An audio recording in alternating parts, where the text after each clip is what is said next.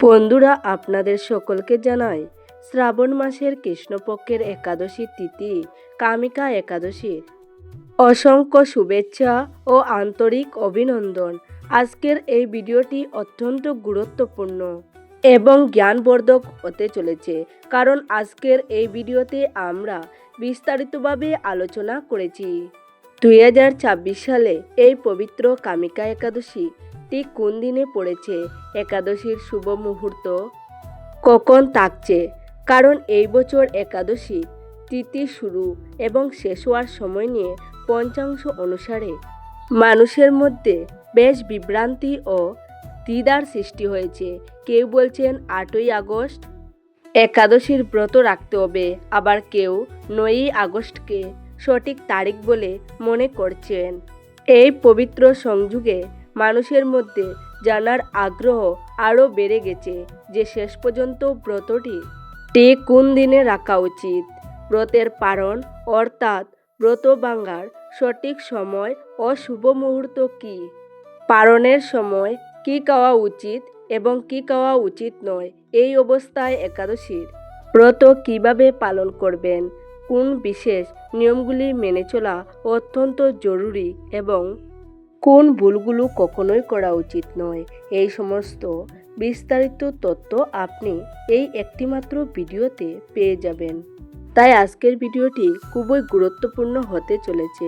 আমার সকল দর্শক বন্ধুদের কাছে অনুরোধ, ভিডিওটি আপনারা শুরু থেকে শেষ পর্যন্ত ভক্তি সহকারে দেখবেন। যদি ভালো লাগে তবেই একটি লাইক করবেন আর কমেন্টে ভক্তি ভরে লিখুন, জয় শ্রীকৃষ্ণ, রাধে রাধে।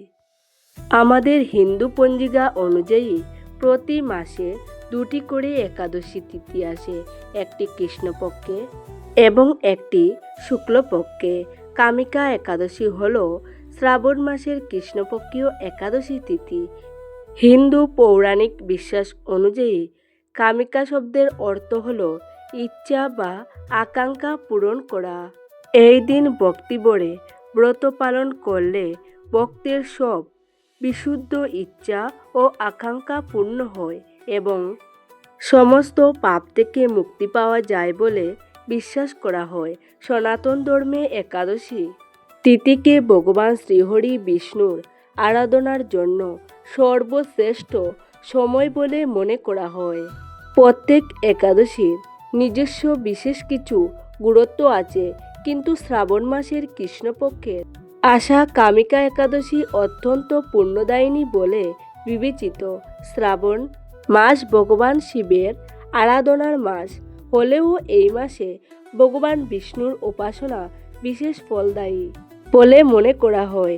এই দিন শ্রদ্ধার সঙ্গে ব্রত পূজা, জপ, ভজন ও দান করলে ভগবান নারায়ণের বিশেষ কৃপা লাভ হয় এবং জীবনের বহু কষ্ট দূর হয়। স্কন্দ পুরাণ, পদ্মপুরাণ ও ভবিষ্য পুরাণ বর্ণিত কাহিনী অনুযায়ী কামিকা একাদশীর ব্রত পালন করলে মানুষ অসীম পুণ্য লাভ করে। তার সমস্ত পাপ, সে এ জন্মের হোক বা পূর্বজন্মের, যত পুরানো বা ভয়ঙ্করই হোক না কেন, ভগবান বিষ্ণুর কৃপায় সঙ্গে সঙ্গেই ভস্ম হয়ে নষ্ট হয়ে যায়। বিশ্বাস করা হয় যে এই ব্রত পালন করলে অশ্বমেধ যজ্ঞের সমান পুণ্য লাভ হয়। যে ব্যক্তি এই পবিত্র ব্রতটি সম্পূর্ণ ভক্তি, শ্রদ্ধা ও নিয়ম মেনে পালন করে, সে সরাসরি ভগবান শ্রীহরি বিষ্ণুর আশীর্বাদ লাভ করে।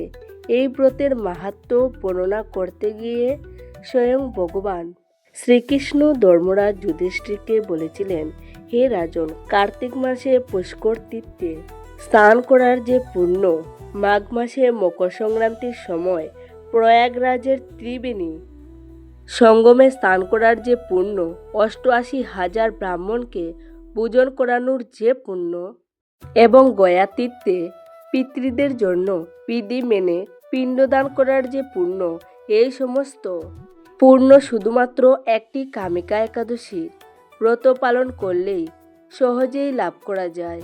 জীবনে যদি বড় কোনো শারীরিক কষ্ট, দুরারোগ্য ব্যাধি, কঠিন বাধা বা আর্থিক সংকট থাকে, তবে এই একাদশীকে অত্যন্ত ফলদায়ক এবং সব ধরনের দুর্ভাগ্য থেকে রক্ষা করার ডাল হিসেবে মনে করা হয়।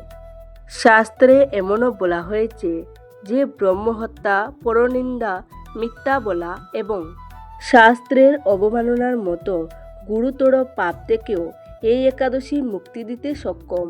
শাস্ত্রীয় বিশ্বাস অনুযায়ী যে ব্যক্তি এই কামিকা একাদশীর ব্রত সম্পূর্ণ ভক্তিভরে পালন করে মৃত্যুর পরে তাকে যমরাজের ভয়ঙ্কর দর্শন করতে হয় না। এই ব্রতের বিশেষত্ব সম্পর্কে ঋষিমুনিরা আরও বলেছেন, যদি কোনো ব্যক্তি গুরুতর অসুস্থতা, বার্ধক্য বা অন্য কোনো কারণে পূর্ণ উপবাস পালন করতে না পারেন, তবুও যদি তিনি একাদশীর দিনে সাত্ত্বিক নিয়ম মেনে ভগবান শ্রীহরি আন্তরিকভাবে পূজা করেন এবং শাস্ত্রে বর্ণিত দান পুণ্য ও দীপদান করেন, তাহলেও তিনি ভগবান শ্রীহরি নারায়ণ ও দেবীলক্ষ্মীর অসাধারণ আশীর্বাদ লাভ করেন। চলুন ভক্তরা, এবার আমরা বিস্তারিতভাবে জেনে নিই 2026 সালে পড়তে চলা এই কামিকা একাদশীর সঠিক তারিখ এবং শুভ মুহূর্ত সম্পর্কে, যার জন্য আপনারা সকলেই ভিডিওর শুরু থেকেই অধীর আগ্রহে অপেক্ষা করছিলেন। বৈদিক পঞ্জিকা অনুযায়ী 2026 সালে কামিকা একাদশী তিথি শুরু হবে 8ই আগস্ট শনিবার দুপুর 1:59 এবং এই একাদশী তিথির সমাপ্তি হবে পরের দিন অর্থাৎ 9ই আগস্ট রবিবার সকাল 11:04। বন্ধুরা, সনাতন হিন্দু ধর্মে উদয় তিথিকে সর্বাধিক গুরুত্বপূর্ণ ও প্রধান হিসেবে ধরা হয়। তাই এই কামিকা একাদশীর ব্রত 9ই আগস্ট রবিবার পালন করা হবে। এই কামিকা একাদশীর পালন মুহূর্ত হবে পরের দিন অর্থাৎ 10ই আগস্ট সোমবার। পালনের সবচেয়ে শুভ মুহূর্ত হল সকাল 6:05 থেকে শুরু করে 8:01 মধ্যে। এই নির্দিষ্ট সময়ের মধ্যেই আপনাকে ব্রত ভাঙতে হবে।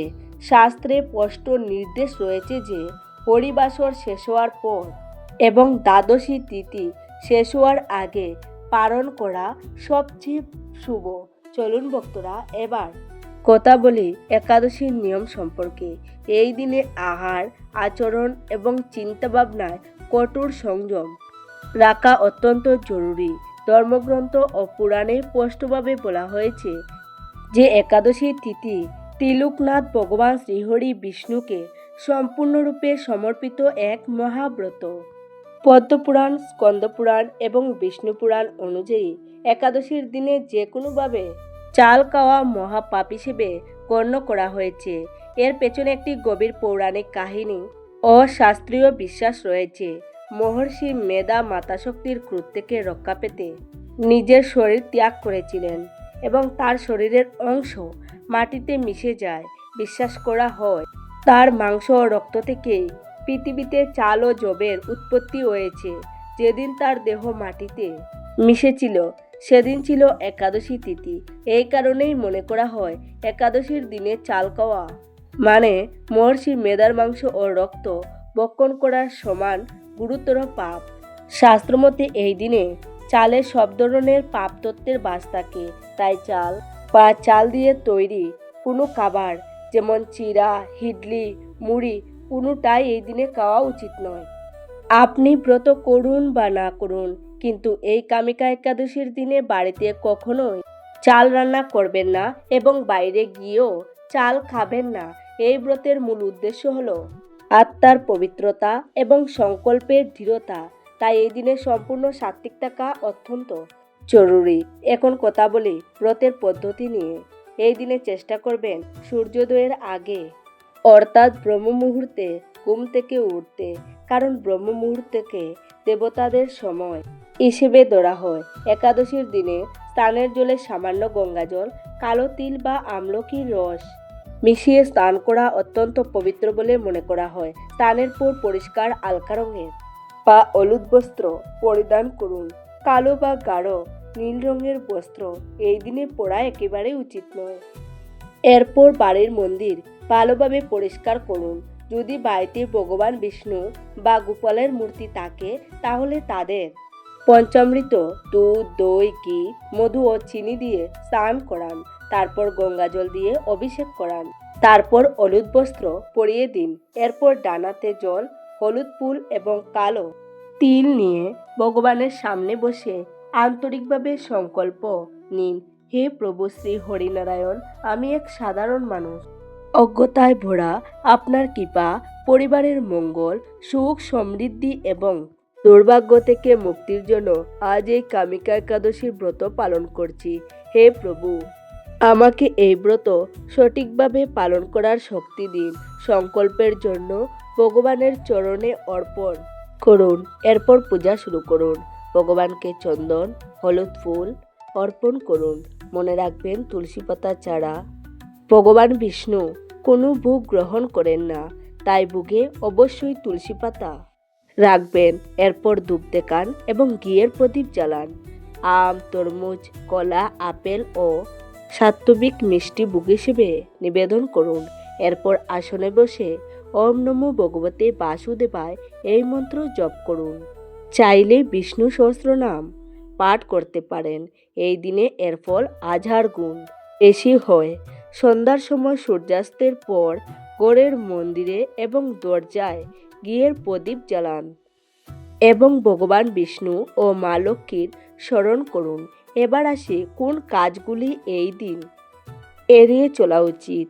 এই ব্রতের মূল ভাবই হল ইন্দ্রিয় সংযম এবং ব্রহ্মচর্য পালন। তাই একাদশীর আগের দিন দশমী তিথি থেকেই রসুন, পেঁয়াজ, মাংস, মদ ও তামসিক খাবার ত্যাগ করুন। একাদশীর দিন রাগ, লোভ, হিংসা, অহংকার, পরনিন্দা করা সম্পূর্ণ নিষিদ্ধ। যে কোনো পরিস্থিতিতে রাগ করবেন না এবং কাউকে কটু কথা বলবেন না। এই দিনে কোনো গাছের পাতা, ডাল বা ফুল তোলা উচিত নয়। একাদশীর আগের দিন দশমীর তিথিতেই তুলসী পাতা সংগ্রহ করে রাখুন। এই দিন বাড়ি পরিষ্কার ও পবিত্র রাখুন, কারণ নোংরা বাড়িতে মা লক্ষ্মী বাস হয় না। বয়স্ক মানুষ, নারী ও ব্রাহ্মণদের সম্মান করুন। কাউকে কষ্ট দেবেন না। মিথ্যা বলা, প্রতারণা, অসৎ কাজ ও জুয়া খেলা সম্পূর্ণ নিষিদ্ধ।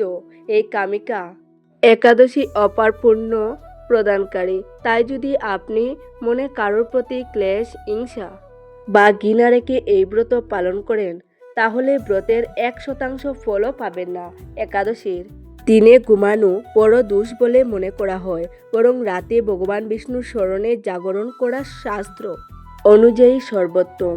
সারা রাত ভজন, কীর্তন, আরতি ও মন্ত্রজপের মাধ্যমে এই রাত্রিকে প্রভুর চরণে সমর্পণ করুন। ব্রত পালন ও পূজার পাশাপাশি পালনের নিয়ম সঠিকভাবে পালন করাও সমান গুরুত্বপূর্ণ, কারণ পালন ছাড়া একাদশীর ব্রত কখনোই সম্পূর্ণ হয় না। একাদশীর পালন সর্বদা দ্বাদশী তিথি শেষ হওয়ার আগে এবং সূর্যোদয়ের পরে শুভ মুহূর্তে করতে হয়। পালনের সময় অবশ্যই সম্পূর্ণ সাত্ত্বিক ও নিজের ঘরে তৈরি তাজা খাবার গ্রহণ করতে হবে। পালনের খাদ্যে আমলকির বিশেষ গুরুত্ব রয়েছে।